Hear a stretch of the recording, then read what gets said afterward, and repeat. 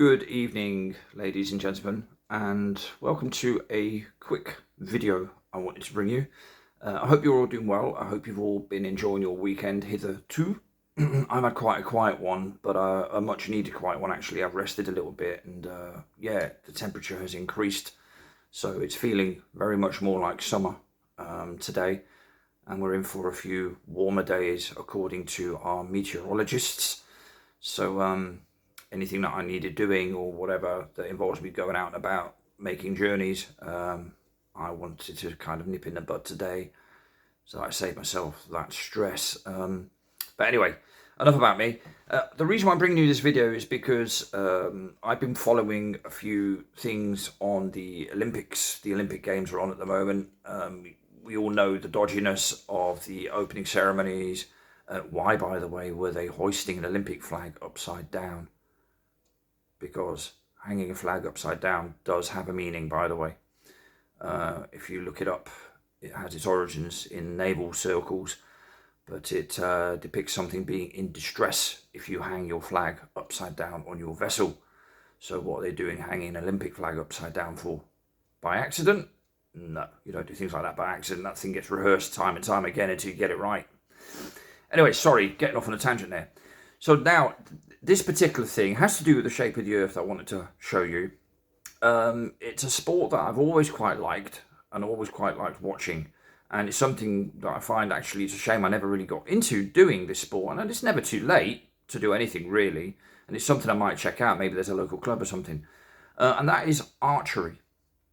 I've always been fascinated in sort of the use of mechanical kind of stuff and being able to be so accurate from such a distance. There's a lot of skill involved and all the rest of it, and it fascinates me. And I just was basically following the gold medal, the ladies' team gold medal shoot-off, if you like, between South Korea or Republic of Korea and China. And the South Koreans have won the last 9 gold medals. So for the last 40 years or so, they won it. And without giving the game away too much, because I'm sure there aren't any avid archery watchers here, they won it again today as well. They beat China. So that's 10 competitions in a row at Olympics that they've won. That's dominance for you in a sport, isn't it? But one of the things that they do like to bring in on their graphics every now and then, as a little bit of information for the viewer, is to show you the trajectory of the arrows that they're firing. So I've got a graphic up on my screen that I just pause. I hope it doesn't glare and stuff too much. I hope my camera picks it up well. But I'll show you. So I'll turn the camera away from me, and then I'll show you what they've got on the screen that I've paused, and then I'll explain it with the use of my drumstick. But I won't go into the equation depths or anything like that, or how further calculations are made, because that is irrelevant to what I'm trying to explain here. So here goes. As you see here, this is depicting the target. The center bit here is 10 points, and then it goes out 9, 8, 7, 6, 5, etc. Right? They never really hit these areas, these top shooters. They always hit this region here. The 8 at worst, 9 and 10 is what they're aiming for, well, the 10 ideally. But of course, for that to happen, you need to get the trajectory of the arrow right. And what they've also blended in here in the bottom, quite interestingly enough, I think you can see it, is the arrow trajectory here. Now, the arrow trajectory can only be depicted by referencing the flat surface below it. You need something constant below it for you to then be able to know at which point the arrow is at which height. Height from what? You know, this underneath can't be curved. And although it says 70 meters in length here, it doesn't matter. This could be 70 miles, right? And you could be firing bullets or whatever. But the trajectory here, you know, that can only be worked out with reference to a flat surface beneath it. I know my camera work isn't great, but I'm making just a point here really more than anything else. I'm not auditioning to do the next hit piece on a flat earth documentary. Oop, did I just say that? Right, so so that's what I really wanted to just outline, right? So when I saw it, I thought, yeah, well, again, that's quite obvious, isn't it? For you to know this, right? So the maximum height of these arrows that are shot at a 90-meter distance, so the bow and arrow is at one end and the target is at the other, 70 meters distance, and the arrow reaches its peak or max height, 3.27 meters along this line here. This line has to be flat. It's got to be. It can't not be. Otherwise, how are you getting your height measurements from all along this arc? It's impossible, because you'd need height measurements all along this arc to then eventually work out average heights of arrows and trajectories, etc., etc., etc. They also need the speed and the angle at which it's been shot off and hit the target and all the rest of it.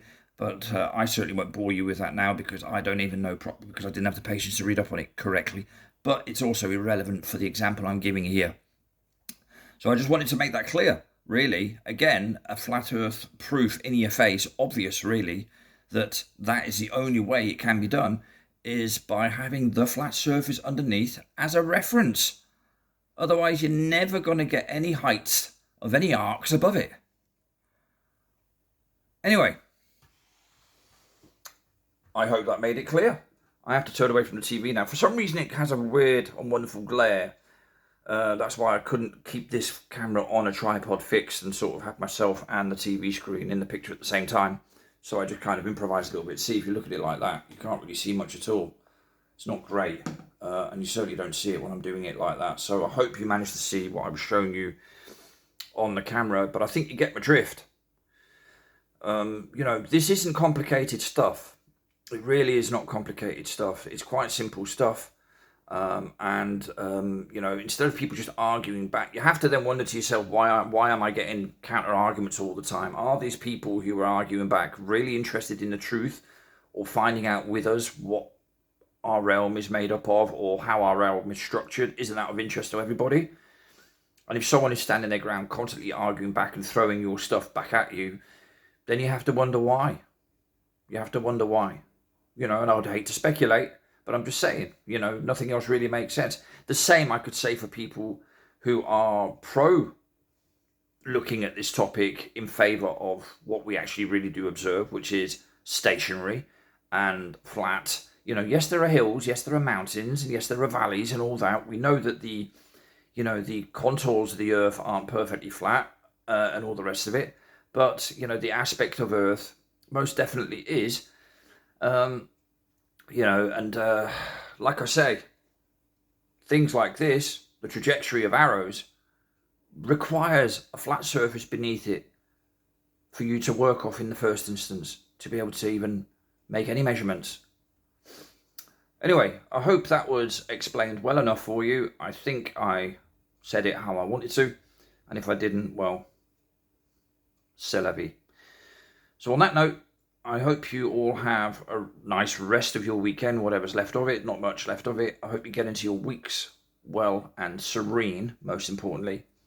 And I shall see you all soon. Some of yous much, much sooner. Don't forget, there is a Flat Earth Social coming up this Tuesday, I do believe, at the Bridge House Hotel. I keep forgetting the name of it. My memory sometimes is a bit of a topsy-turvy world. You know, I can remember what I did on my 5th birthday, but I can't remember what I had for breakfast, kind of thing. But anyway, it's at 7 p.m. Check it out. There are flyers knocking about if you go onto the Flat Earth Social YouTube channel, even on my YouTube channel, or on, I'm sure if you went on Dave Weiss's, or I'm just trying to think off the top of my head, Conspiracy Music Guru, Mark Sargent, all these people who have their YouTube channels running, they will reference upcoming meetings and events quite often. So do go and check them out, and you'll find it there. Trinity 4, I'm sure we'll mention it on his as well somewhere. Just in case I got it wrong, that's all. But I do know that Dave Murphy will be greeting us with his presence, or even gracing us with his presence, to talk about the 4th dimension. I shall try my best to get there and be there this Tuesday. Like I say, I've had my sort of battles and woes, physically, you know, health-wise, so I have to be a little bit careful that I don't venture too far from home for too long a periods of time. But that is not really of interest, to be honest with you. Everyone has their crosses to bear. So, okay, on that note, speak to you soon, and thank you for checking in. Take it easy. See you then. Bye-bye.